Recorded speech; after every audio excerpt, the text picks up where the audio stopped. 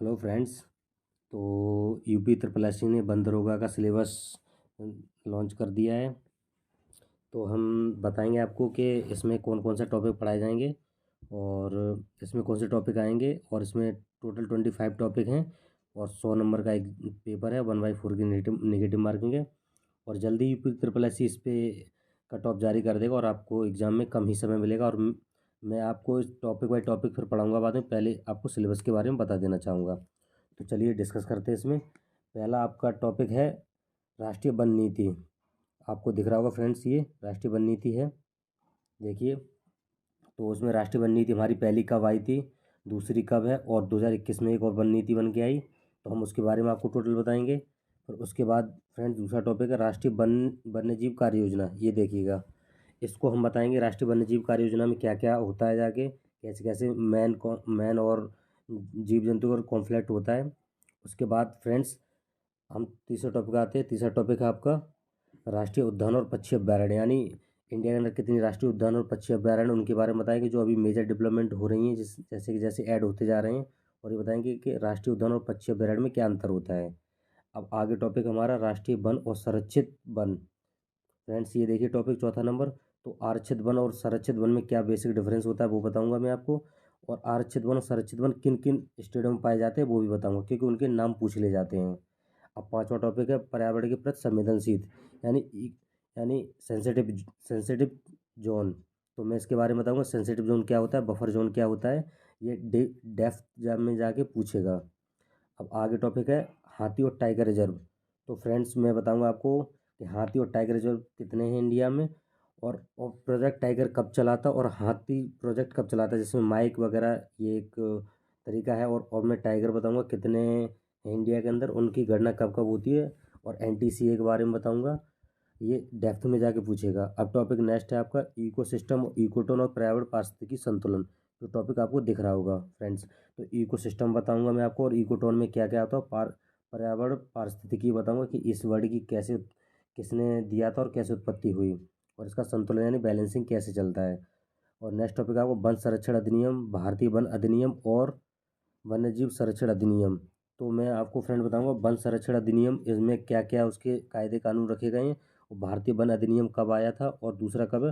फिर वन संरक्षण अधिनियम भी बताऊंगा फ्रेंड्स, ये कैसे देखो गवर्नमेंट इसको लागू करती है और इसका जिम्मेदारी किसकी होती है। आगे नेक्स्ट टॉपिक है फ्रेंड जलवायु परिवर्तन, जलवायु संरक्षण और COP27। तो फ्रेंड्स ये वाला टॉपिक आप देख रहे होगे कि COP27 से पूछेगा इसमें क्या क्या डिसीजन लिए गए। मगर फ्रेंड्स यहीं पे नहीं, ये COP26 के बारे में पूछेगा, जिसमें एक पंचामृत और लाइफ स्टाइल एक हमारे पीएम ने जो कथन दिए थे उनके बारे में बताऊंगा, ये पूछ सकता है। फिर नेक्स्ट टॉपिक है फ्रेंड्स कार्बन क्रेडिट। ये कार्बन क्रेडिट के बारे में बताऊंगा कि कार्बन कैप्चर और कार्बन क्रेडिट कैसे लिए जाते हैं और कैसे बेचे जाते हैं। फिर आइए फ्रेंड्स आगे टॉपिक पे मिट्टी और नमी संरक्षण के बारे में। ये बेसिकली कोई टॉपिक ज़्यादा इंपॉर्टेंट नहीं है, मगर जो आपको ये कार्बन क्रेडिट तक जितने टॉपिक थे वो सारे इंपॉर्टेंट थे फ्रेंड्स। अब ये नॉर्मली हैं फिर भी मैं बता के चलूँगा। और नेक्स्ट टॉपिक है आपका फ्रेंड्स वनीकरण और कृषि वानिकी। तो मैं इसके बारे में थोड़ा बता देना चाहूँगा फ्रेंड्स।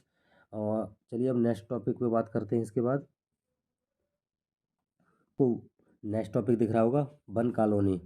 तो फ्रेंड्स मैं वन कॉलोनी के बारे में बताऊंगा कि कैसे वहाँ वन कॉलोनी में कैसे अधिकार दिए जाते हैं और क्या क्या होता है। फिर फ्रेंड्स है वन भूमि का राजस्व अभिलेखन में हस्तांतरण, कि वन भूमि का राजस्व लेखों में कैसे हस्तांतरण किया जाता है और कैसे देखो वहाँ की जनजातियों के बारे में देखो उनको अधिकार दिए जाते हैं, इनके बारे में बताऊंगा। फिर नेक्स्ट टॉपिक वन आपदाओं की चुनौतियों की रोकथाम, यानी जैसे कि आप एक वन दरोगा हो जैसे आप वहाँ पोस्टेड हो तो आपको उन चुनौतियों का कैसे सामना करना पड़ेगा और उनको कैसे रोकना पड़ेगा। फिर आपका नेक्स्ट टॉपिक है वन उपज। तो मैं वन उपज के बारे में बताऊंगा कि कैसे कैसे इस पे देखो कायदे कानून बने हैं। फिर आपको नेक्स्ट टॉपिक है वन प्रमाणन, यानी कौन सा वन प्रमाणन सर्टिफिकेट दिया है तो कौन सा देखो जंगल है, इस टाइप में यही है। और नेक्स्ट टॉपिक इंपॉर्टेंट है फ्रेंड्स जो मैं आपको बताना चाहूँगा, ये है मानव वन्यजीव संघर्ष।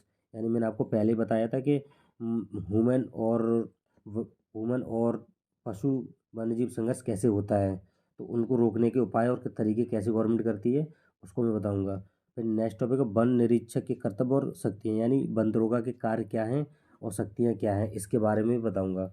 और आगे वृक्षारोपण कार्य योजना, इसके बारे में बेसिकली एक दो क्वेश्चन आ जाएगा।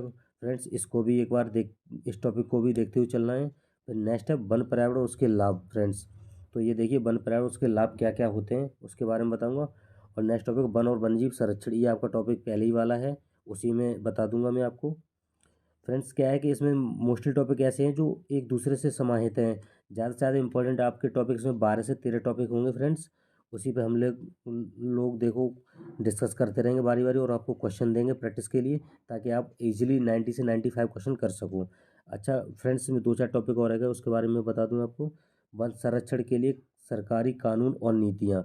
ये फ्रेंड्स गवर्नमेंट जैसे कि वन संरक्षण के कानून बनाती है और उसकी पॉलिसी कैसे बनाई जाती है, और कौन कौन कौन सी गवर्नमेंट इसको पॉलिसी बनाती है और कौन लागू करती है, इसके बारे में बताऊंगा।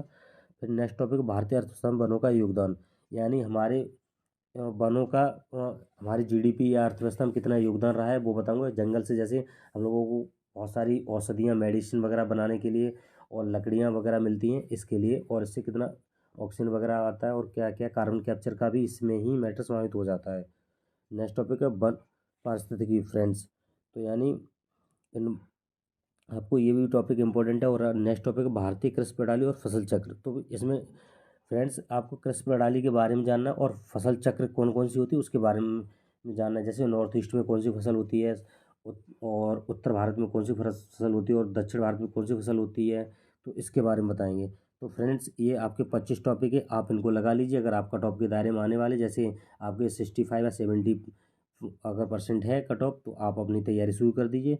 अब यूपी तरफ से ज़्यादा समय ना लगाते हुए मार्च के फर्स्ट वीक या सेकंड वीक में एग्ज़ाम लेने के चांस, और ये फरवरी के लास्ट तक इसके क्या है कट ऑफ जारी करने के चांस हैं। ये एक अंदरूनी सोर्स से पता चला है। इसलिए फ्रेंड्स आप तैयारी में जुट जाइए और प्रैक्टिस करिए। और मैं आपको एक चीज़ बता दूं, आप यूपी पीसीएस का बैक ईयर का पेपर ले लीजिए, उससे आपका कंप्लीट हो जाएगा। जय हिंद, जय भारत।